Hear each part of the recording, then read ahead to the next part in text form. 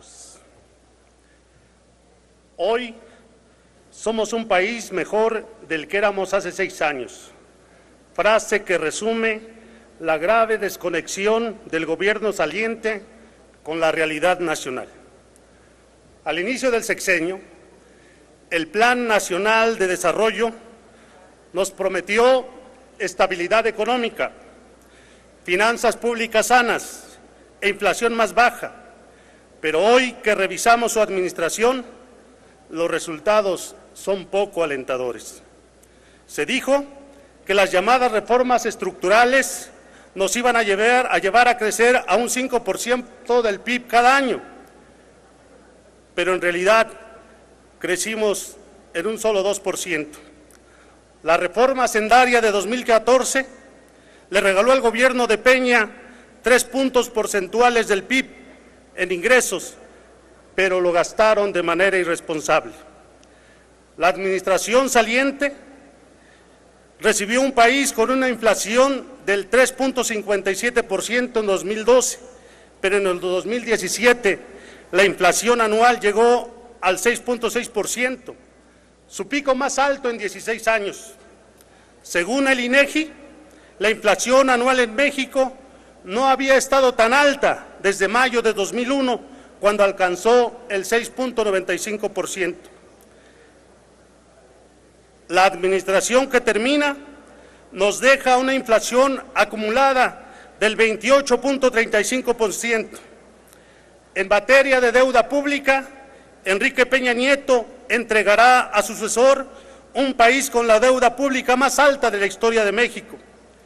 En 2012, su gobierno recibió una deuda pública equivalente al 37.7% del PIB, pero en el año 2016 se alcanzó el saldo más alto en la historia de nuestro país, cuando llegó al 50.1% del PIB. En el 2013, a un año de asumir la presidencia, la deuda pública se ubicaba en 5.9 billones de pesos, cantidad que fue incrementándose gradualmente hasta llegar a los 10.754 millones de pesos, a los 10.754.000 millones de pesos de este año.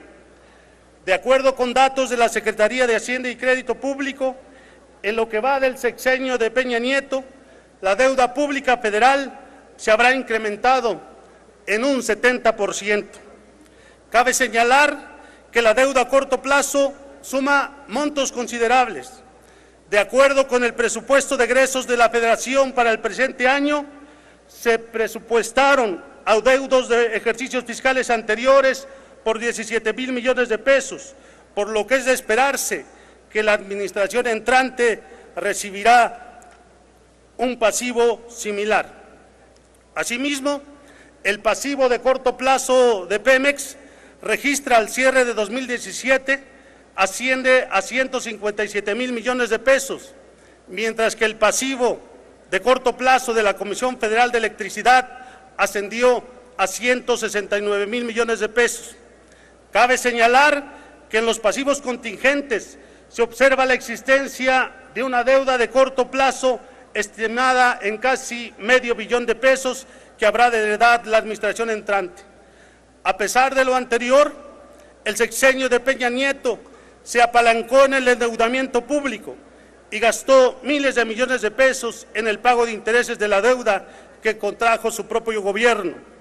En el 2015 realizó la mayor transferencia neta de recursos al exterior en la que se tenga registrado para cubrir los pagos de intereses por la deuda contratada por el gobierno, pues al costo financiero de la deuda del sector público se destinaron más de 408,000 millones de pesos. Destaca este nivel histórico en la transferencia de recursos para el servicio de deuda, que coincide con el mayor déficit registrado para México en 2015. El monto por concepto de gasto financiero de la deuda del sector público pagado en el sexenio priista ascendió a 2,262,000 millones de pesos al primer cuatrimestre de 2018, equivalente a la cuarta parte del endeudamiento público actual. La razón fundamental del incremento de la deuda pública federal y del costo financiero es muy simple.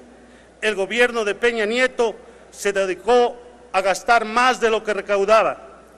Compañeras y compañeros, el presidente de la República afirma en su sexto informe de gobierno que entregará un país con estabilidad política, social y económica, finanzas públicas sanas y economía generadora de empleos.